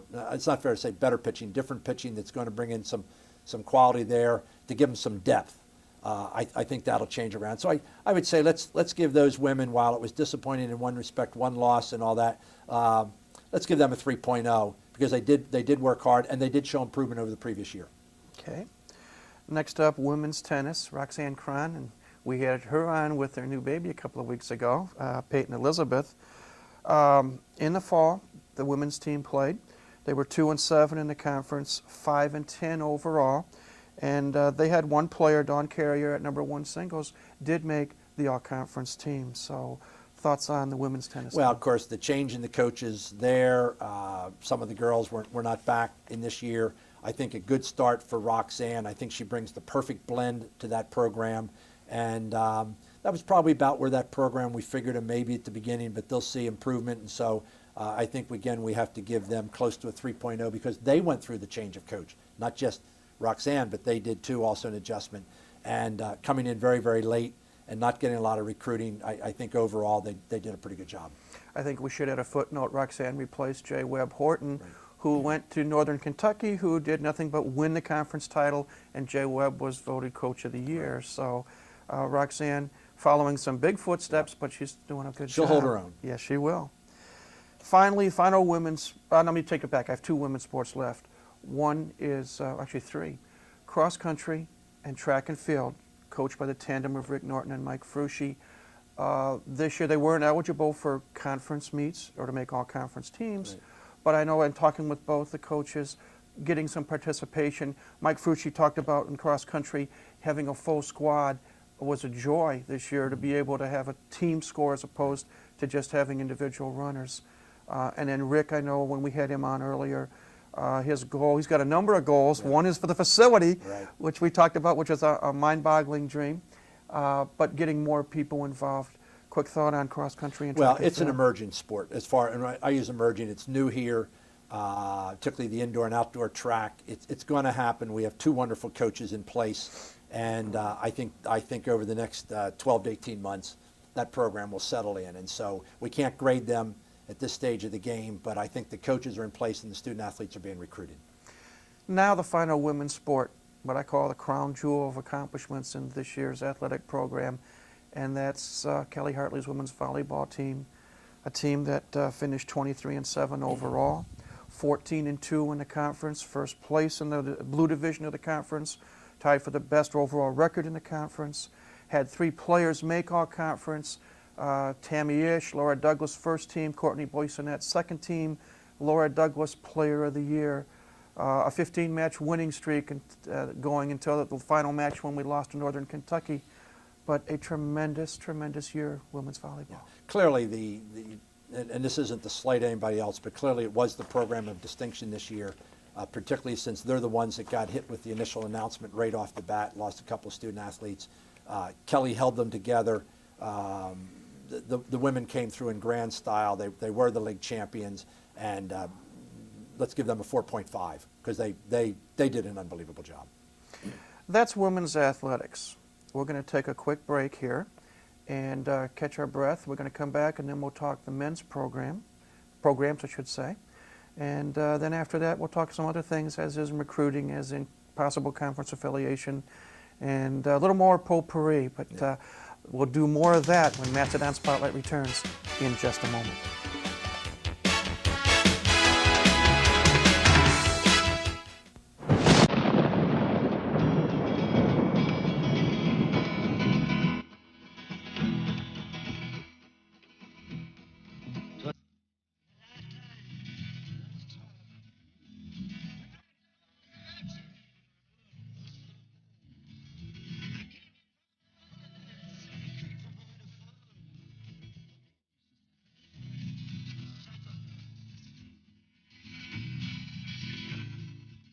If we do not take responsibility for saving animals from extinction, we allow a part of ourselves to die with them, because in the web of life, And if I pass we are this all way connected. again, you can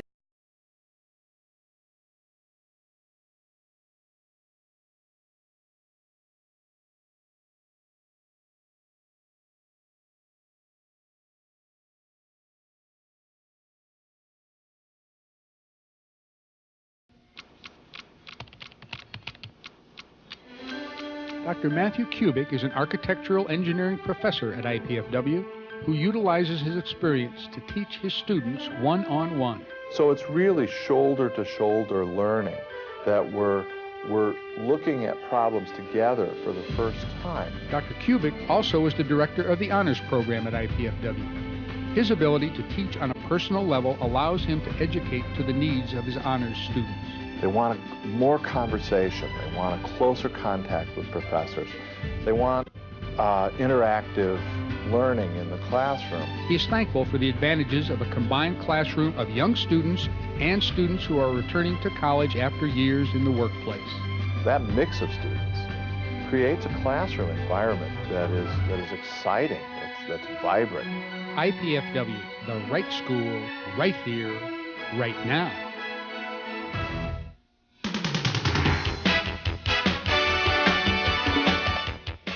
Welcome back to Mastodon Spotlight.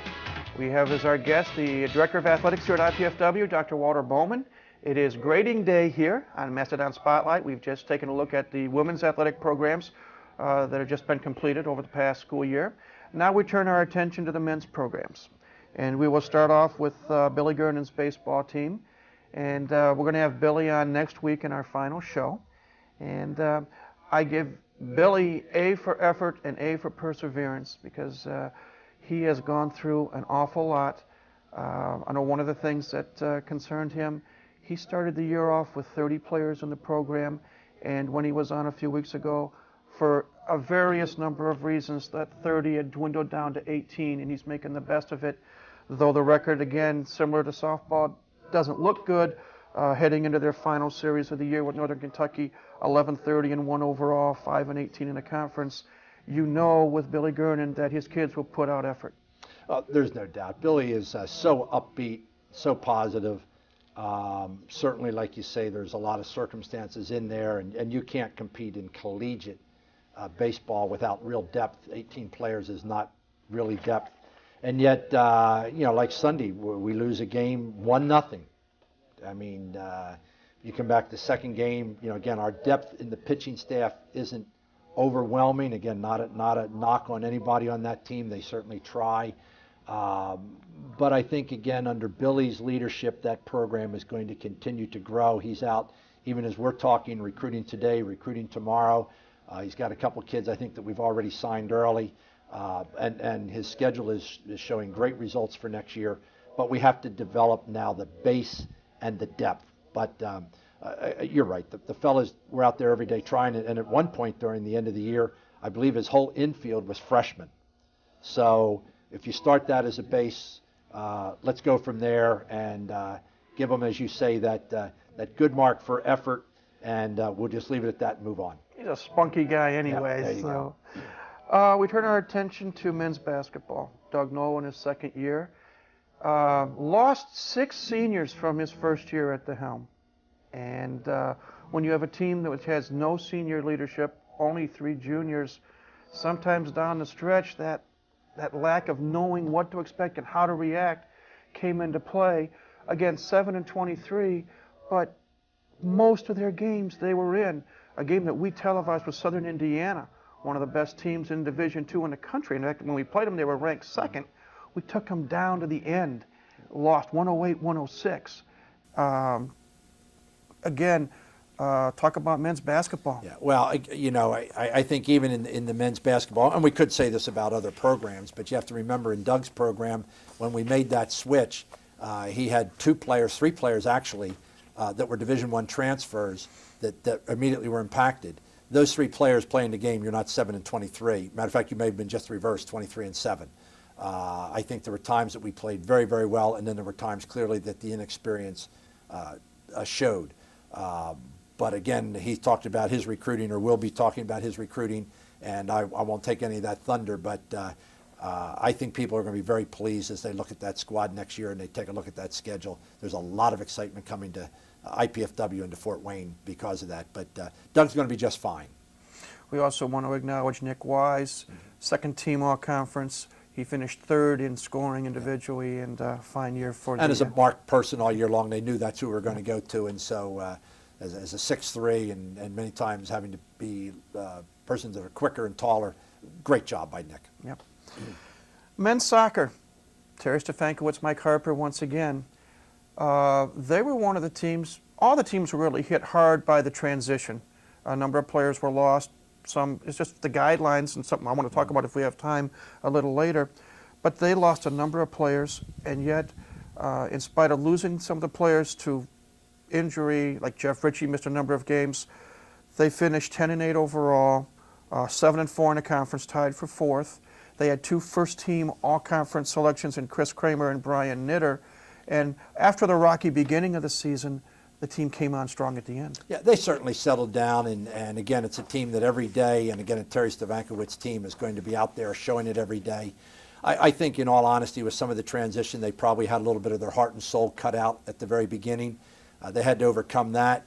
And it was a tough year for them, as it was for other teams and individuals.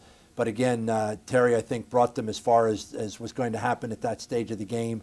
And now that the transition, in essence, is behind us, and everybody knows, I look for Terry's team to even rebound and do every bit as good and better next year, even at the Division I level. Well, they're excited, as Terry mentioned last week. They're going to, at one point, he was talking about redshirting a number of kids, and they decided no. They're going to go with what they've got and make an impression right off the bat in D1. So a couple of sports left. Men's tennis, which just recently completed their season. Again, Roxanne Cron, 2-7 in the conference, 7-10 overall. I think a good season. I know that players were sometimes perhaps frustrated because Roxanne, due to her medical condition, getting ready to give birth, wasn't able to be there for all the matches. But as she's mentioned about a couple of weeks ago when she was on, it's getting better, and she's out hitting the recruiting trail, and she's looking for bigger and better things as well. I think we could almost say ditto to what we said for women's tennis. Certainly they gave the great effort. I think their conference record was identical, 2-7 from what you just alluded there. Maybe a little bit better in the one-loss thing. Again, a program that she had difficulty recruiting the first year due to all the impact. But we're past that now, and again, a program that's going to be able to hold itself and its own in the future. We briefly alluded a few moments ago when we talked women's sports about cross country and track and field, and I think pretty much we can stay the same for the men, still getting started and so forth. That leaves us with one sport, and that is men's volleyball. Coach Arnie Ball probably had one of his roughest years ever. Again, no seniors. That seemed to be a trademark this year in IPFW athletics, the lack of seniors and senior leadership, but they finished 9-15 overall. 8-8 in the MIVA. They did lose in the quarterfinals to Ball State. And a tough year, but this was a weird year in volleyball to begin with because there were a number of rule changes, such as rally scoring, playing nets on serves, and what used to be a side out. There wasn't no side outs this year. Well, the rally scoring, to me, is a great improvement. And everybody in Fort Wayne who's watching this tonight will know this was not a typical Arnie Ball volleyball year. What did we lose? 3 All-Americans last year, 4 seniors. You don't replace that in one year, no matter who you recruit or what you turn around. You talked about his record, the 15 losses. Just go out there and take a look at who they were. I mean, you had Ohio State, who's in the finals. You have Penn State, who's in the finals. You had the trip to California that's always just very, very tough. I think, all things considered, the loss of the people, the impact of the transition, although maybe not quite as heavy there, is just the loss of their seniors that they had. I think Arnie brought that team from the beginning of the year to the end of the year. The improvement was dramatic. And I credit the fellas and I credit Arnie for that. But we all know that this was not a typical year. Next year we'll be back to what we should be. Yep, the gun hopefully we were reloaded. As you say, we lost 4 seniors last year, and when you go into a match with only one bullet in the gun, sometimes it hurts. But we also want to acknowledge Jeff Patak, first team All-MIVA, Angel Ruiz, third team, and Jeff Patak, along with Chris Geisland, one of the departing seniors from a year ago, now out at the with the U.S. Out in Colorado Springs with the training with the Olympic team. So again, our name continues to go out there, and we really credit Arnie Ball with that. Okay, that takes care of all the teams. We have 2 or 3 minutes left, and now I want to throw some curveballs at you. First and foremost, the question that a lot of our viewers are most interested in: where do we stand on conference affiliation? Well, I mean, clearly our goal is to be out there looking. There's a lot of sense. Again, we continue to hear and talk and to hear about the Mid-Con. That on paper would seem the most logical geographically, everything else. It probably hasn't gone as quickly as we anticipated. I'm still convinced that in the long run that will happen. It makes the greatest sense. At the same time, we're open to talk to anybody. But I think for right now, we would have to say that the Mid-Con continues to be, as far as we're concerned, our number one goal, that we would like to get into that, and we certainly are focusing on that. Is there a specific timetable that you would hope to have something finalized by? Well, I had said a year ago that I looked at 18 to 30 months for conference membership. We're now talking 12 to 18 months. And I think that timetable is still very reasonable. If we could come out of the end of next year's playing time in a conference, I think that's about as quickly as you could have expected that to happen. This coming year, and we've had some of the coaches on, we have 2 more next week, Carl Semesco and Billy Gernon. We'll talk previewing next year. Next year we're not in a conference, as our affiliation with the Great Lakes Valley Conference is now over. We'll be an independent. Most of the games and matches are going to be on the road. How do you perceive this coming school year athletic-wise? Well, you know, I'm very excited about it. First off, each program has probably on an average of 10 home games. Those are all basically against Division I opponents.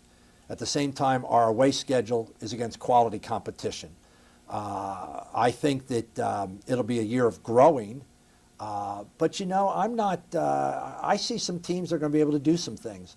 That doesn't mean everybody's going to go out and go 20-3, but I think that we're going to surprise people. There's been some great recruiting that's been done. The schedules are super, and I think the excitement, there's only ever one year that you're Division I the first time, and next year is that year.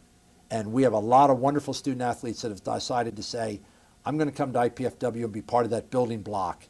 And for that, we're very thankful. And so we're not rolling it over and cashing in the season. I think you'll find us to be competitive in the majority of the games, game in and game out, through all of the sports. Final question, what do you perceive as the biggest obstacle in the coming school year, athletic-wise? Well, you know, again, we'll continue to go. I think the fact that we're not in a conference, I think probably for next year, the fact that we still can't compete in a tournament, that always hurts a little bit. Those are there, but maybe the bigger one of all of that is that adjustment. We're going to have to go from where maybe some of our student athletes have been involved in 6 to 9 months training to the understanding that it's year-round. We have to continue, particularly for some of the programs, to do more of a national exposure in terms of recruiting. But I think it's just that first-year transition that we really are there, and not to get overwhelmed with that, but to say we're legitimate and we can contend and go out and do it. Unfortunately, we're out of time. When we get going, time seems to fly, but thank you for coming, and thank you for all your help during the course of this past school year. Have a nice summer, and we look forward to chatting again when we come back. We have one more show this year, and then we're going to take a little break, and then we'll return in the fall, and we look forward to having you back then. Well, I appreciate being here today, and as I look at the camera there, I just want to thank all of our friends in the community who've been a part of what we've been doing, for your support in a year that's been different than maybe what we anticipated when we got together at the 1st of August. Thank you for being a part of what we're doing and what you're doing to help us, and we look forward to seeing you all next year. Thank you again. Thank you. Dr. Walter Bowman, Director of Athletics here at IPFW, has been one of our guests, as well as Doug Knoll, head men's basketball coach as well. That's it for this edition of Mastodon Spotlight. As I said, we've got one more show left here this academic year, and that will be next week when we will have women's head basketball coach Carl Semesco and men's head baseball coach Billy Gernon with us, so we invite you to join us for that program. But until then, this is Mike Maas saying, have a great week and go Dons.